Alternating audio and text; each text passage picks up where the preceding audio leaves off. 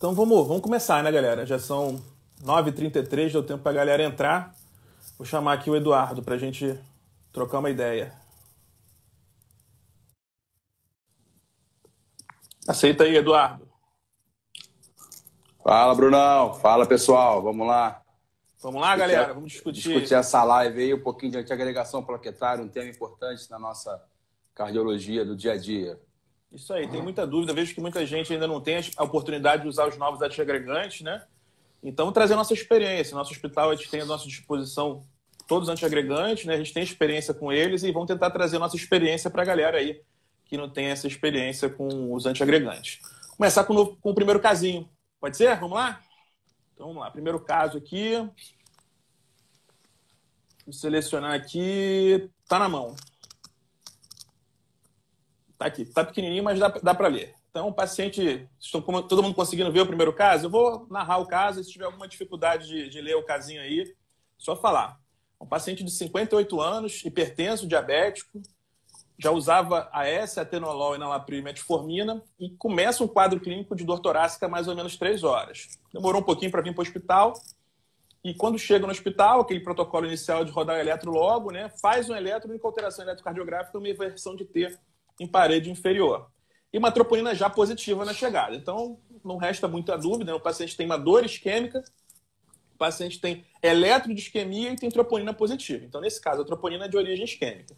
Então, não temos dúvidas quanto ao diagnóstico. Trata-se de um infarto sem supra. E beleza, o paciente está com hemodinâmica disponível. Qual é a estratégia antiagregante nesse paciente? Primeiramente, Eduardo, esse paciente tem alguma indicação de ir para hemodinâmica correndo? Ele precisa ir para hemodinâmica correndo agora? Tem algum critério de urgência nesse caso? Vamos lá, Bruno. A primeira coisa que a gente tem que definir a urgência do paciente com síndrome coronariana aguda. Primeiro é o eletro, a gente tem que fazer um eletro. Se esse eletro a gente definiu que tem um supra de ST, um supra isquêmico mesmo, aquele paciente com uma dor típica, eletro com supra, esse paciente tem que ir para hemodinâmica correndo, porque essa artéria vai estar fechada. E no paciente que não tem supra no eletro, eu vou avaliar as condições clínicas do paciente, vou avaliar a estabilidade hemodinâmica. Se o paciente está estável hemodinamicamente, é um infarto sem supra, estável hemodinamicamente, ou seja, não tem choque cardiogênico, não tem congestão pulmonar, não tem dor refratária, não tem taquiarritmia ou bradiarritmia complexa, né? Esse paciente eu posso esperar um pouco mais, fazer as medicações do atendimento inicial e definir o tempo ideal de eu fazer essa intervenção, essa coronariografia, né? Essa certificação invasiva. Então, no paciente sem supra, eu vou pelo quadro clínico do paciente. Então, se o paciente está estável, eu posso segurar um pouquinho e definir o tempo ideal. Se esse doente chega às 3 horas da manhã, não precisa ligar para o hemodinamicista correndo, não, né? Não, por favor, não liga, por favor, não precisa ligar, não. Só se estiver suprado ou estável. Exatamente. Eu levantei, nem era o tema dessa live, eu levantei essa bola da questão do momento da angioplastia, porque isso é importante para a escolha da estratégia de antiagregação. Se eu tenho, por exemplo, nesse caso aí, a hemodinâmica está disponível, o hemodinamicista está disponível, e eu não tenho dúvida do diagnóstico. O paciente tem um infarto sem supra. Esse paciente eu preciso encaminhar para a hemodinâmica, não tem jeito. Se eu tenho a hemodinâmica disponível na hora, então encaminha logo, né? Não é questão de urgência, mas já que a hemodinâmica está disponível, vamos embora, né? Vamos encaminhar esse doente para hemodinâmica. E isso muda a minha estratégia de terapia antiagregante. Por quê? O que os trabalhos mostram para a gente? Existem basicamente 2 grandes estratégias, né? Existe a estratégia que eu posso... O paciente chega na emergência, está com um quadro de infarto sem supra. Eu faço todas as medicações, AS, o segundo antiagregante, anticoagulação, espero para encaminhar esse doente para hemodinâmica, ou eu posso, por exemplo, num caso clínico como esse, fazer a segunda droga na hemodinâmica, aquela questão da dúvida entre o pré-tratamento e a segunda droga na hemodinâmica. Se você tivesse, por exemplo, Eduardo, nessa situação aí, a hemodinâmica disponível, você iria optar por fazer essa droga na hemodinâmica? Bruno, com a hemodinâmica aberta, a sala aberta, não tem nenhum paciente em sala. Com essas drogas com esses antiagregantes novos, que o tempo de ação é muito rápido, eu espero tranquilamente para fazer a antiagregação em sala, porque eu preciso definir a anatomia coronariana. Muitas vezes o paciente já tem um eletro alterado, então eu posso esperar tranquilamente. Ou esse paciente pode ter trombo na coronária, isso modifica a minha escolha da antiagregação plaquetária. Então, está tudo aberto, tudo fácil para eu fazer o cateterismo. Então, eu espero e faço em sala, não tem problema nenhum. Se você pegar a análise dos principais trabalhos, o próprio trabalho Cure, no Cure, muitos pacientes não foram encaminhados para hemodinâmica logo de cara. E, na verdade, muitos pacientes não foram encaminhados para hemodinâmica no próprio Cure que testou o clopidogrel. O tempo médio de administração do clopidogrel até o paciente para hemodinâmica foi muito prolongado. Então, o paciente demorou a utilizar o clopidogrel e, ainda assim, você mostrou benefício em relação à terapia tradicional que existia na época, né? Então, alguns trabalhos têm demonstrado que você, num cenário onde você tem uma hemodinâmica disponível, você postergar o uso dessa droga, você vai trazer alguns benefícios, especialmente dois, porque quando você agrega muita droga antitrombótica para o seu paciente, você acaba aumentando o risco hemorrágico do seu paciente. Então, tem a questão de redução de risco hemorrágico. Você fazer drogas em excesso, você pode agregar risco hemorrágico para o seu paciente. Além disso, se o paciente tiver anatomia cirúrgica, por exemplo, você vai ao paciente com infarto sem supra. Anatomia cirúrgica, você já fez o segundo antiagregante. Você vai ter que esperar um tempo para esse antiagregante sair do organismo para você poder encaminhar o doente para a cirurgia cardíaca. Se você tiver opção de, não, vou fazer a medicação na sala, você tem condições de fazer a medicação na sala.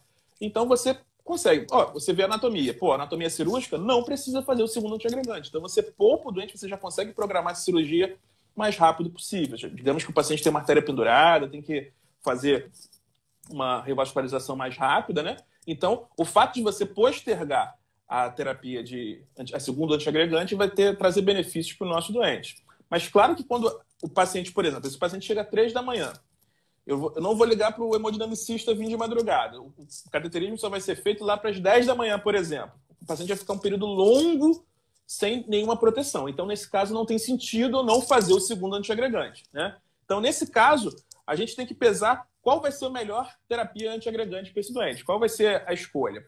Eduardo, o que você faria nesse doente? Dos novos antiagregantes? Preferia novo antiagregante ou faria o clopidogrel tradicional mesmo?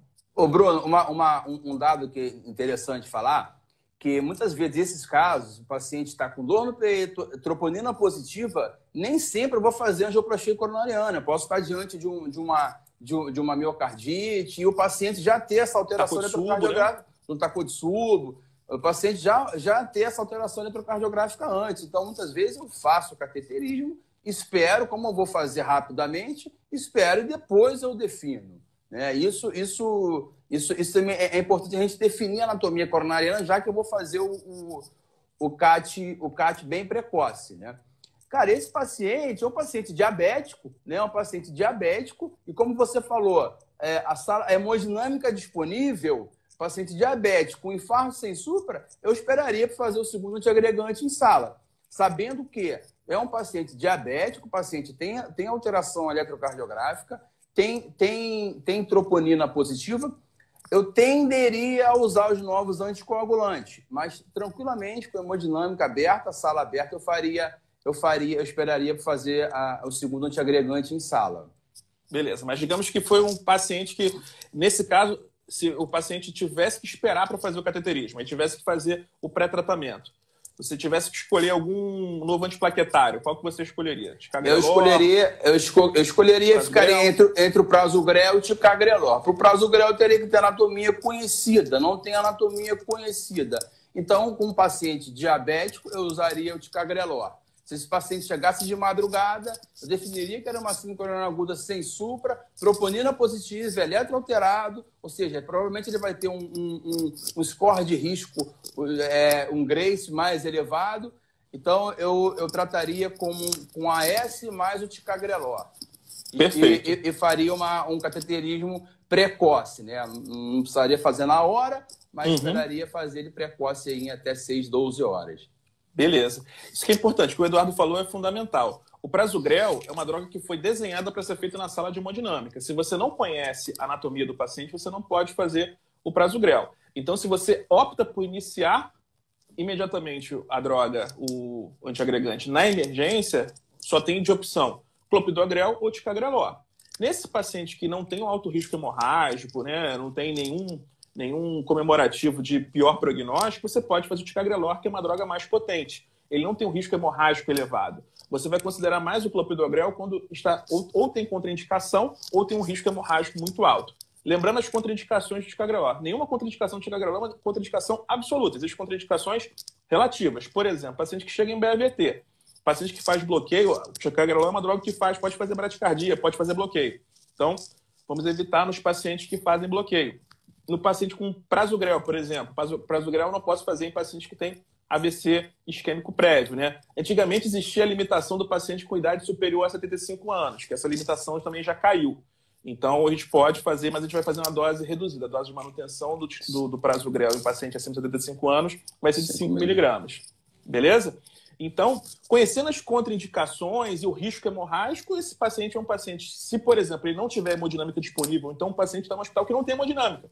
Eu não vou conseguir fazer tão cedo essa hemodinâmica. Não tem urgência fazer essa hemodinâmica, fazer esse cateterismo. Esse paciente pode ficar ou com ticagrelor ou com clopidogrel.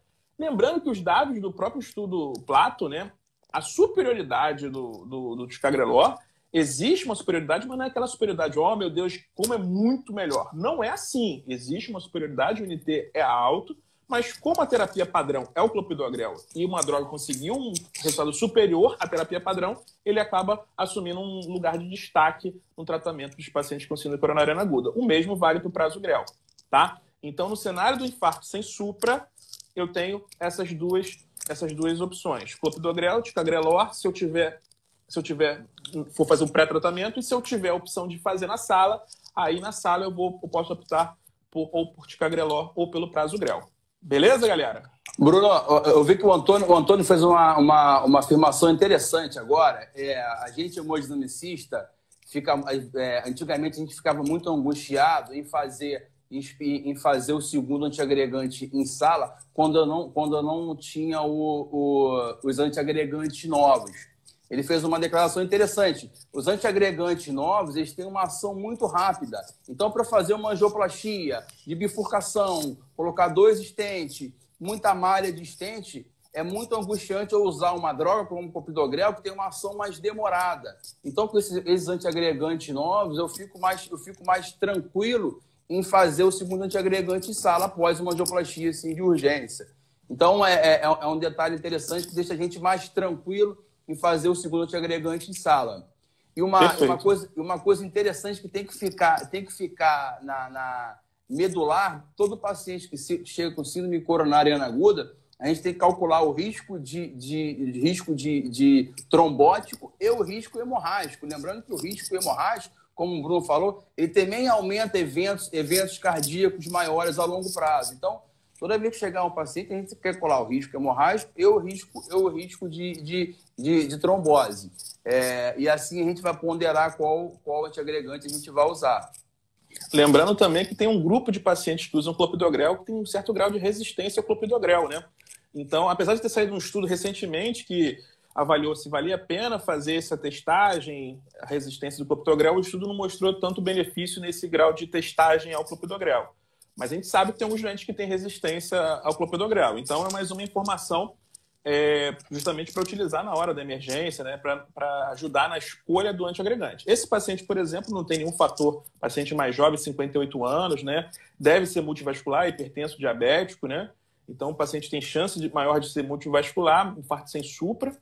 Então, é um paciente que, com hemodinâmica aberta, eu faria o segundo antiagregante na sala. Beleza? Eu acho que esse caso está bem esgotado já, né? Giovanni mandando um ok aí, ó. Pô, a galera toda aí, ó. HBD em peso, hein? Mariana, um abraço pra galera aí. Foi o Edu, tá vendo? Quando eu faço live sozinho, vocês não aparecem, tá vendo? O Edu apareceu, vocês não apareceram, tá vendo? Negócio que a gente fica conversando muito, Bruno. Se deixar essa live, vai varar a madrugada aí. Não, não vai varar, não. Vamos passar pro caso 2 agora. Vamos passar pro caso 2. Caso clínico 2, galera. Se surgiu alguma dúvida aí, manda pergunta pra gente, que a gente, assim que chegar a pergunta, a gente vai e responde. Caso clínico 2, para tentar dar mais dinâmica a essa live. Um paciente de 45 anos, sem comorbidade nenhuma, só tem história familiar positiva. Guarda essa informação, galera. Se você tem um paciente com história familiar positiva, chega na emergência com dor no peito, olha diferente para esse doente. História familiar positiva carrega um peso gigantesco no paciente com dor torácica, tá? E geralmente é doente multivascular. Mas vamos lá. Então, o paciente, nenhuma comorbidade, não vai no cardiologista, não vai em lugar nenhum, chega com uma dor torácica súbita, faz um eletro, um supra inferior. E também com a hemodinâmica disponível. Qual a sua estratégia antiagregante? E aí? Nesse caso, faz diferença fazer na sala, Eduardo? Faz diferença fazer na emergência? Faz alguma diferença? Posso fazer o prasugrel? E aí? Bruno, esse caso é um caso interessante. Esse caso, um paciente de 45 anos chegou a dor torácica súbita, né? E o eletro tem o supra na parede inferior. Então, paciente de 45 anos, história familiar, dor torácica típica, supra na parede inferior, teoricamente, eu já sei que o supra é um supra de infarto, provavelmente essa coronária vai estar fechada. Então, eu posso fazer, hoje a diretriz já nos dá a condição de fazer o prasugrel e na sala de emergência. Mas não está errado eu também esperar a hemodinâmica para definir a anatomia coronariana para fazer o prasugrel. Sem dúvida nenhuma, um paciente jovem, sem comorbidades, então provavelmente esse paciente tem um risco de sangramento muito baixo, esse paciente se beneficia e muito do prasugrel. Então, daria para fazer na emergência tranquilamente, mas também eu posso fazer ele na sala de hemodinâmica. Beleza. Quando a gente tem um supra que não resta dúvida, aquele supra que é claro, isquêmico, não tenho dúvida nenhuma de que aquele supra é por conta de uma síndrome coronariana aguda, um infarto com supra por oclusão coronariana, a estratégia que você definir na emergência está correta. Você pode fazer prasugrel, pode fazer ticagrelor, pode fazer clopidogrel. Só que nesse paciente jovem, sem comorbidade, nunca usou nada, eu vou optar por um novo antiagregante, né? Vai trazer mais benefício para esse doente. E se o paciente tiver um infarto com mais carga trombótica, por exemplo, esse paciente ele vai ter mais benefício ao uso do prasugrel, né? Porque é um paciente que tem muito trombo, né? O prasugrel você pode utilizar nesses pacientes, especialmente quando tem alta carga trombótica. Ó, o Reinaldo está perguntando aqui, ó, prasugrel não seria com anatomia conhecida? Sim, no infarto sem supra. No com supra você pode fazer, mesmo sem conhecer a anatomia, se o eletro for bem típico de uma síndrome coronariana aguda. Beleza? Isso é muito importante. Isso é muito importante que o Reinaldo perguntou.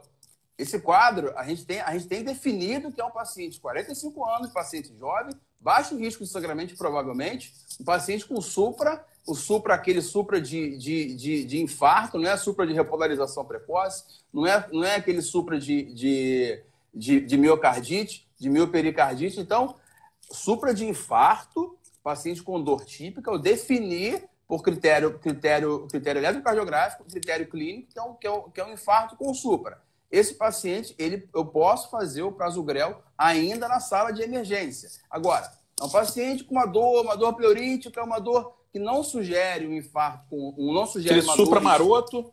Aquele supra maroto ali, que a gente está na dúvida, aí eu espero a anatomia. Tá? Mas, repito, não está errado também eu esperar a hemodinâmica fazer esse segundo antiagregante de sala.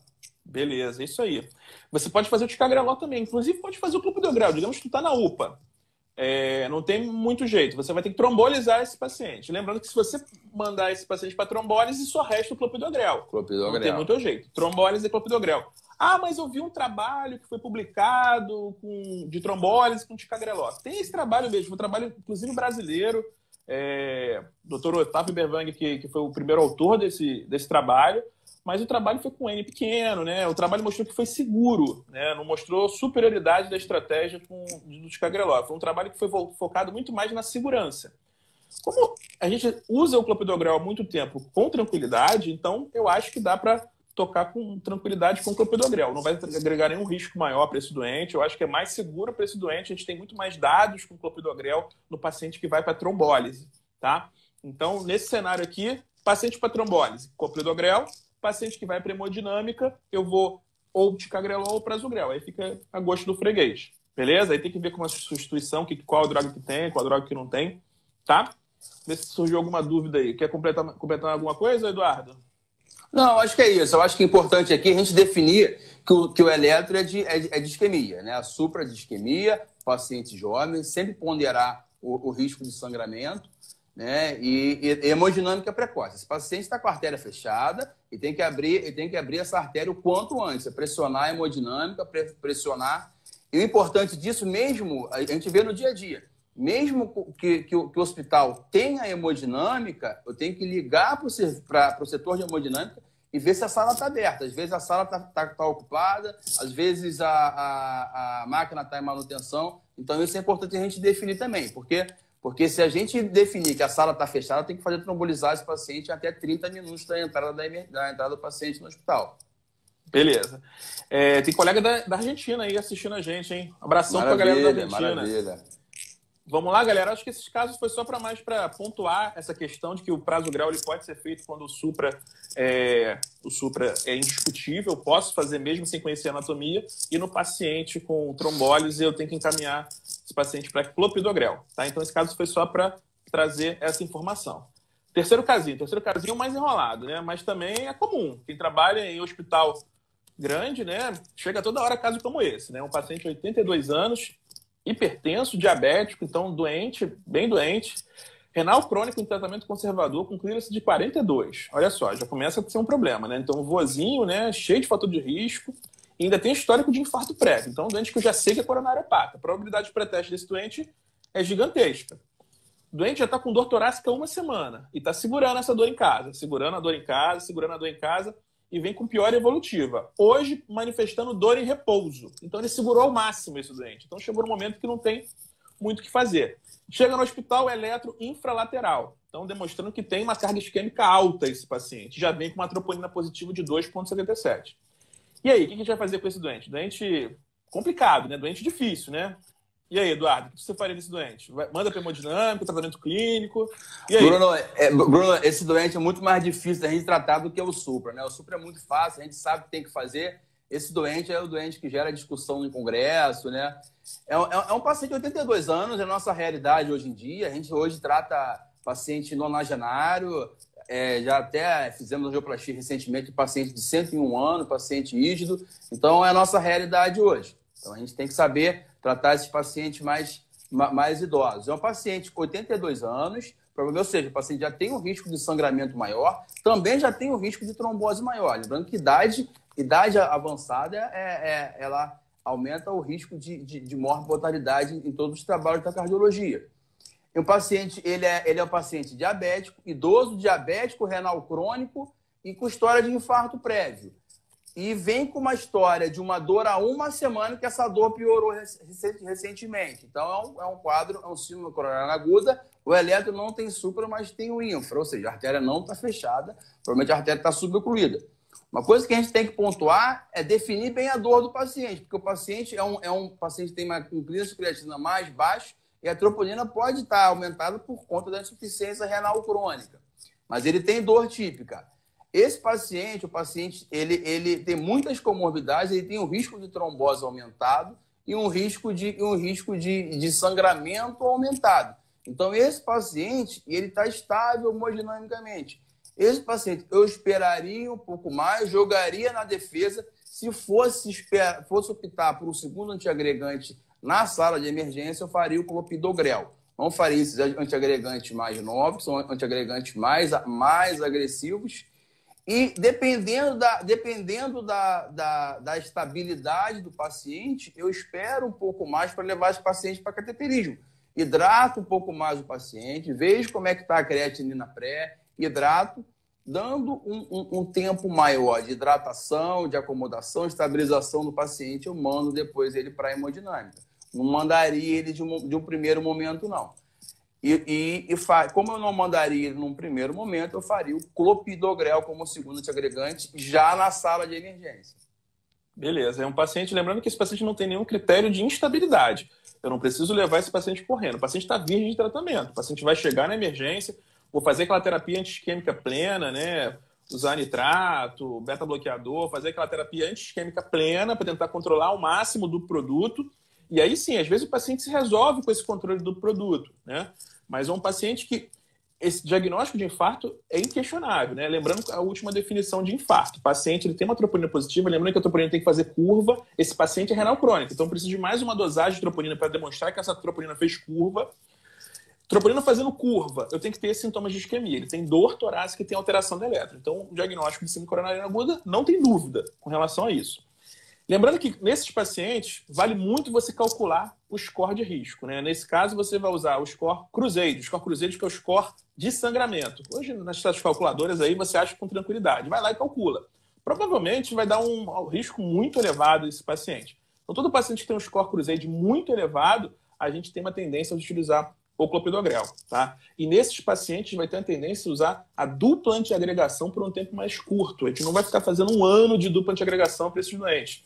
Tentar usar um tempo mais curto com os novos stents, a gente consegue fazer isso, né, Eduardo? Os novos stents permitem um tempo de dupla antiagregação mais curto, né? Isso. Hoje nós temos stents já que a gente consegue fazer dupla antiagregação plaquetária, stent farmacológico, por até um mês. Então, a gente tem stent hoje que a gente faz dupla antiagregação por um mês. Em determinados casos, paciente pré-operatório, paciente com câncer, a gente pode optar por usar esses stents que a gente pode encurtar a dupla antiagregação plaquetária. É bom lembrar, Bruno, que esse paciente que a gente opta por esperar um pouco mais, ele está na emergência, mas não é para a gente colher a troponina, fazer o eletro e deixar o paciente de lado, não. Ele tem que ficar monitorizado, ele tem que ficar num setor perto da enfermagem. Isso tem que ter uma monitorização invasiva para esse paciente estabiliza a qualquer momento, né? Então ele tem que ficar bem visualizado. Doente para UTI.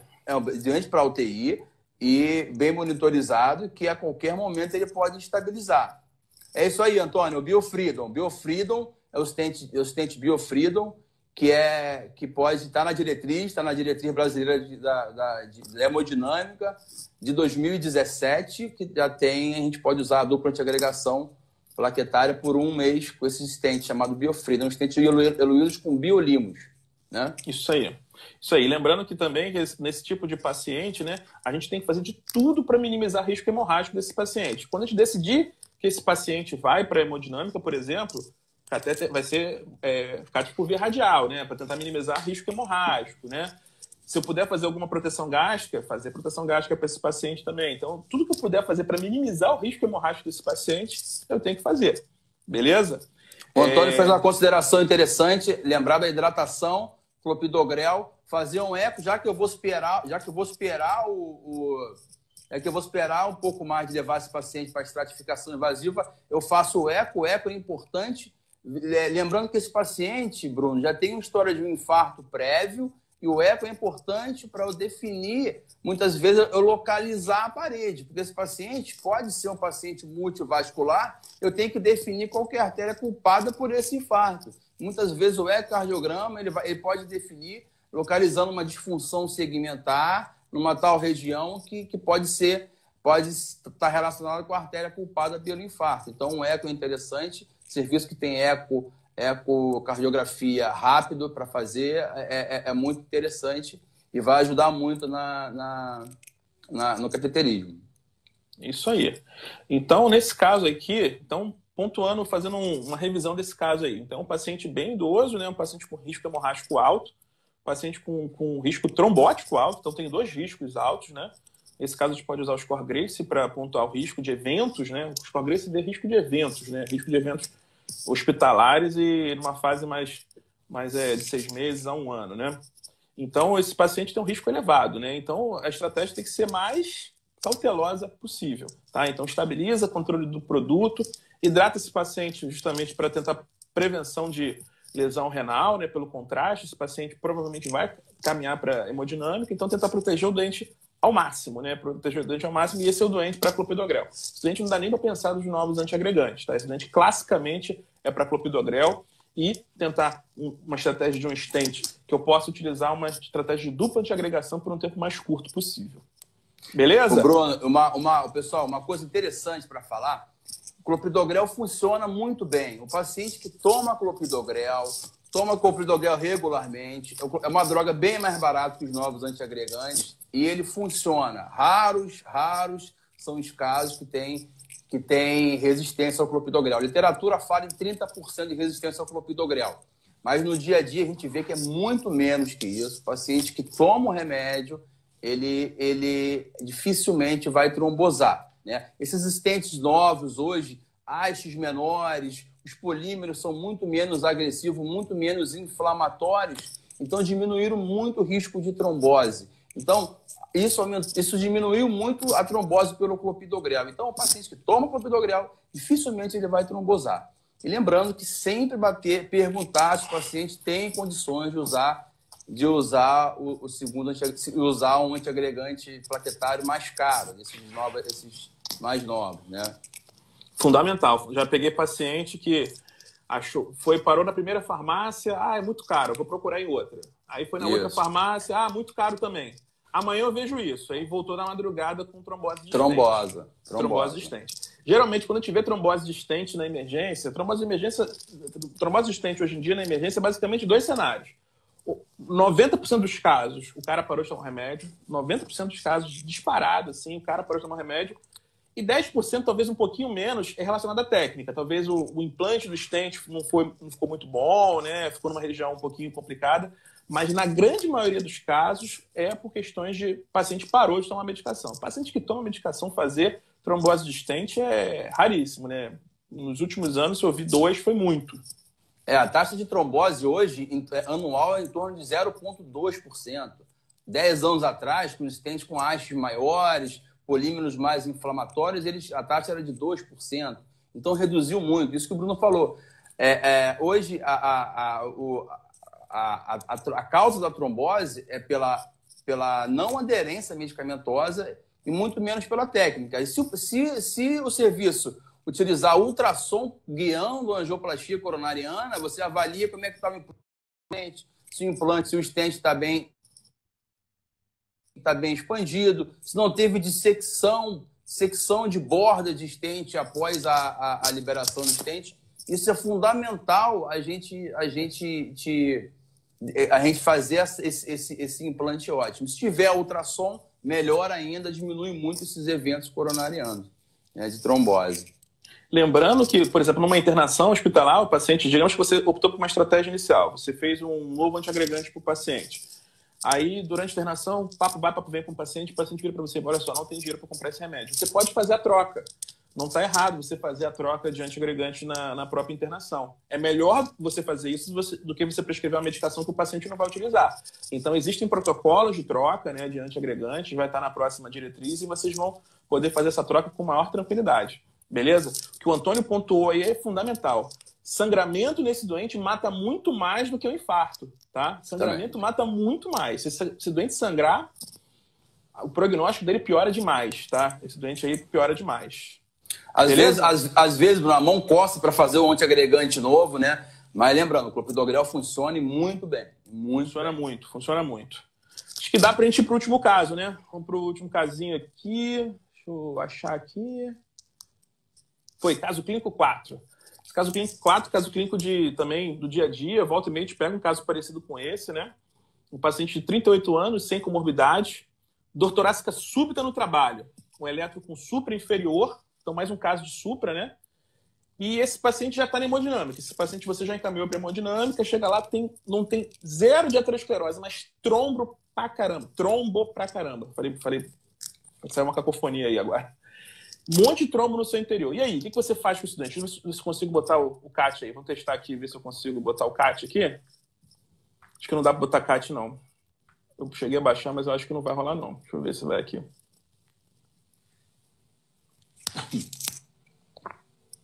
Não veio aqui o CAT pro meu rolo da câmera. Não deu. Vamos lá. Vamos ser um CAT mesmo. Fala aí, Eduardo, o que você faria com o estudante? Cheio de trombo na hemodinâmica. Chegou lá, Bruno, você injetou, cheio de trombo. Bruno, esses pacientes, eu costumo falar, quando eu pego um paciente jovem, muito jovem, com doença de verdade no hospital, eu morro de medo.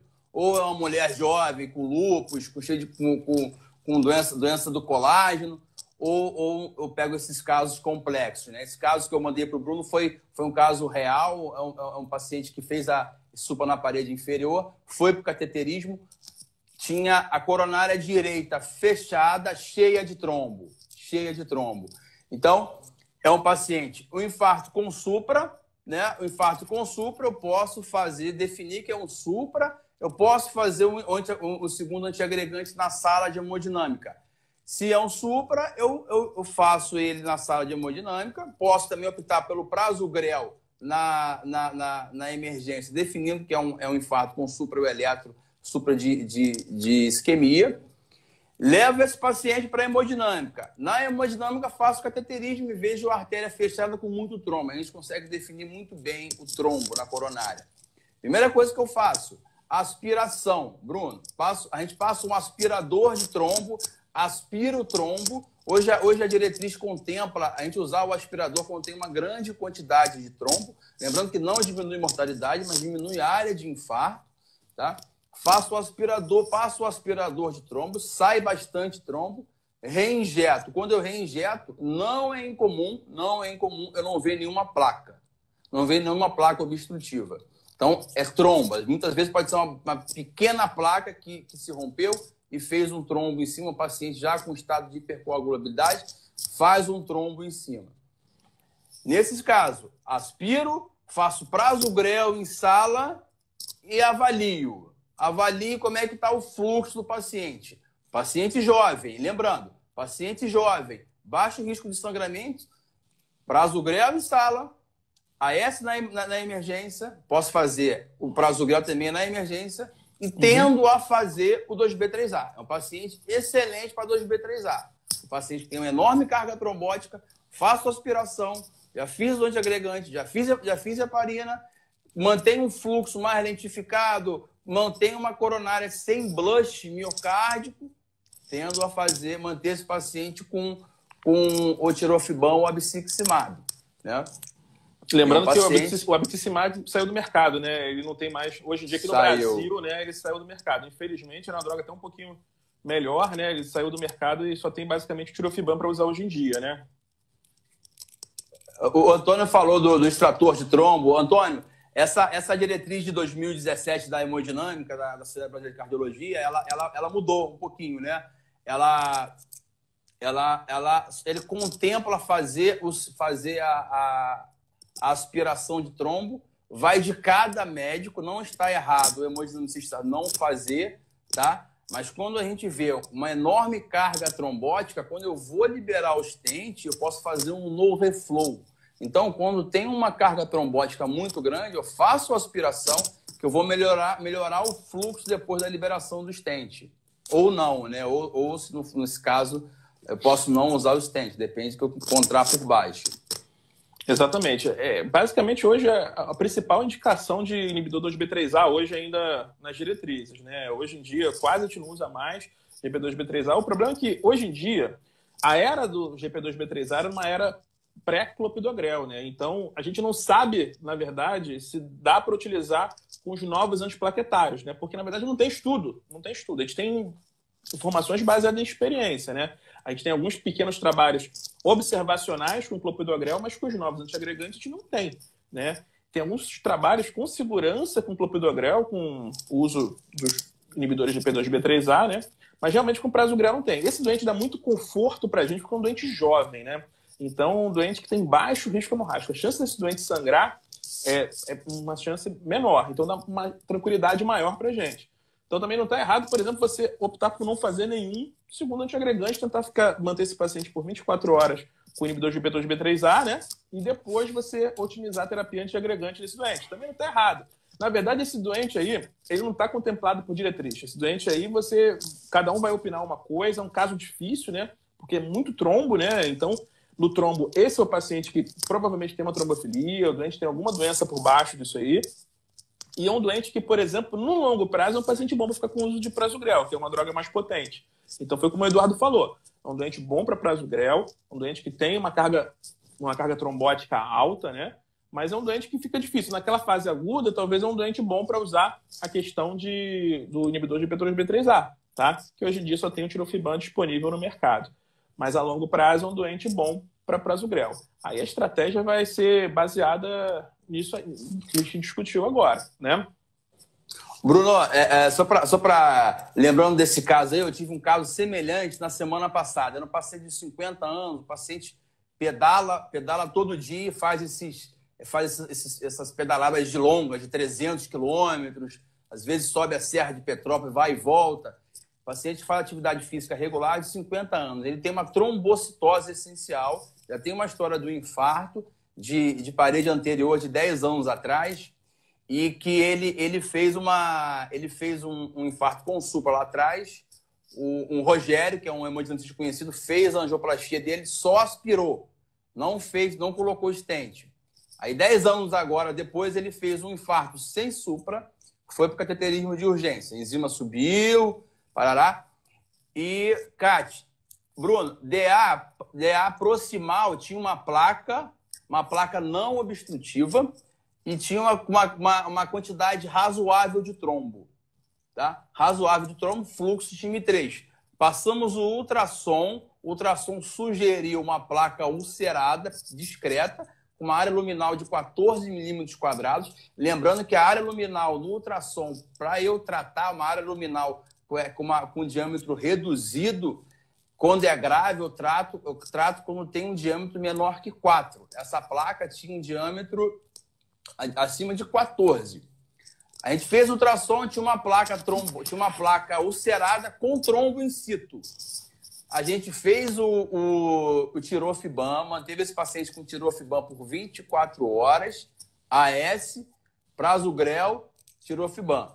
Esperamos 48 horas com esse paciente, reinjetamos nele e passamos a OCT, tomografia de coerência óptica. Quando a gente passou a OCT, a gente viu uma placa extensa, uma placa ulcerada com muito trombo in situ, Aí a gente resolveu fazer uma angioplastia dessa placa. É discutível, mas como o paciente faz muito esforço físico, a gente fez a angioplastia dessa região, DA região proximal, e manteve esse paciente com AS e prasugrel. Um caso interessante, um caso do dia a dia, igual esse caso aí que a gente colocou. O prasugrel é muito bom para esse paciente jovem que faz uma trombose de coronária com muita carga trombótica e que a gente sabe que esse paciente tem um risco maior de trombose. Exatamente, né? E esse paciente tem risco baixo de sangramento. Então dá um certo grau de tranquilidade para a gente, né? Então facilita o tratamento desse doente, né? Caso interessante, caso do dia a dia, né? E cada vez mais a gente vai aprendendo, né, na medicina que o tratamento tem que ser individualizado, né? Esse paciente que faz essa atividade física extensa, o paciente que corre 300 quilômetros de bicicleta, então é um paciente que faz uma carga muito grande, né? Então um doente que tem que realmente estar mais protegido, né? Se é um paciente, por exemplo, que tem uma carga baixa, um paciente que fica mais em casa, gosta de ver novela, coisa e tal, ali, é um paciente que você pode ser mais conservador, né? Mas um paciente que faz uma carga de exercício muito grande, né? É um pouco difícil até para você liberar esse cara para fazer uma atividade física pesada depois, né? Foi isso que ele falou. Ele falou, doutor, eu quero continuar fazendo meu esporte, minha atividade física, paciente magro e com trombocitose essencial, que é uma doença que pouca gente conhece. Então, esse foi esse tratamento. É um caso do dia a dia, é um caso real, é um caso que a gente individualizou a terapia. Um caso bem interessante. É isso aí. Eu acho que esse caso também já está esgotado, né? É o último casinho de hoje, né? Eu acho que foi bem proveitosa essa discussão, né? Eu lembro que o Luiz mandou uma pergunta para mim em off também. O Luiz está sempre presente aí nas lives, né? Está comentando aí também. Grande abraço, Luiz.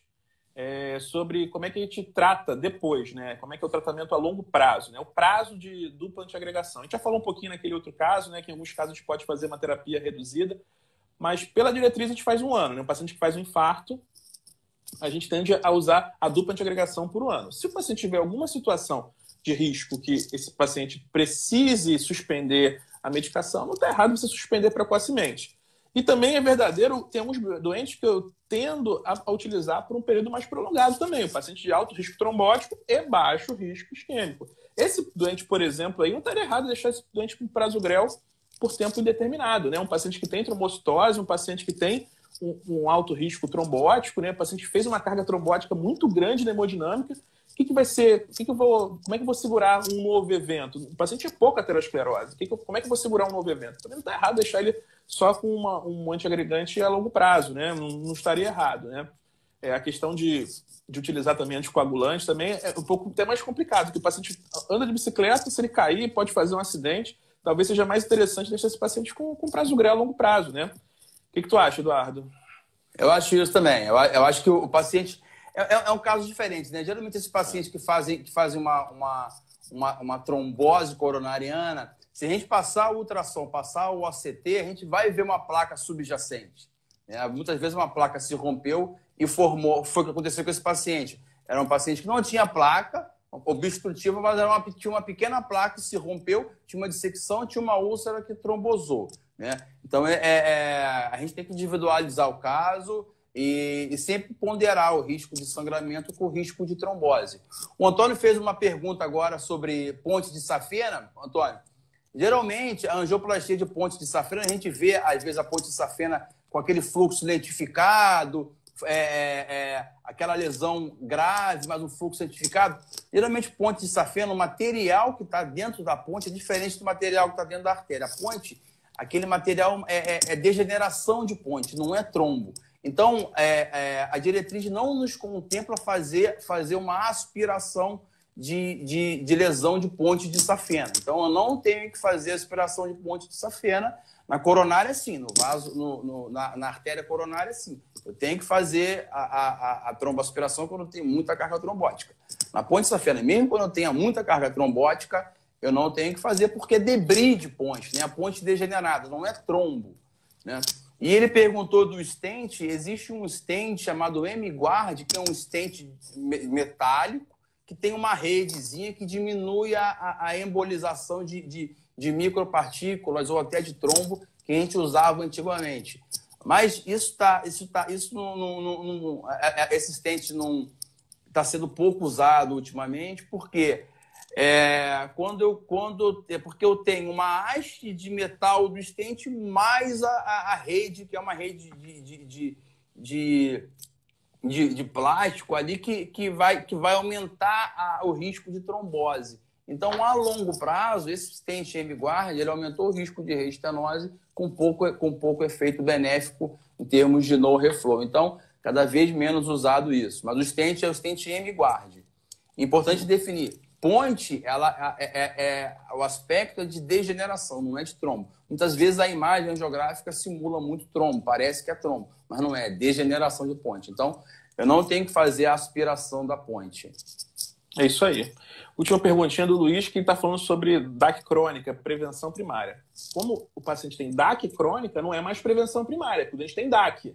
Aí é prevenção secundária. Prevenção primária é aquele doente que não tem doença arterial coronariana. É, por exemplo, aquele diabético sem doença coronariana. Tá? Então, nesse paciente, cada vez mais vem prendendo as últimas diretrizes, já vem recomendando a classe 2B. Por exemplo, até inclusive no paciente diabético, um paciente de alto risco. Se o paciente não tem doença coronariana estabelecida, não precisa fazer prevenção primária. A gente vai fazer prevenção secundária no paciente que tem lesão. O paciente que tem lesão coronariana, aí não tem jeito. Aí a prevenção secundária tem que utilizar mesmo.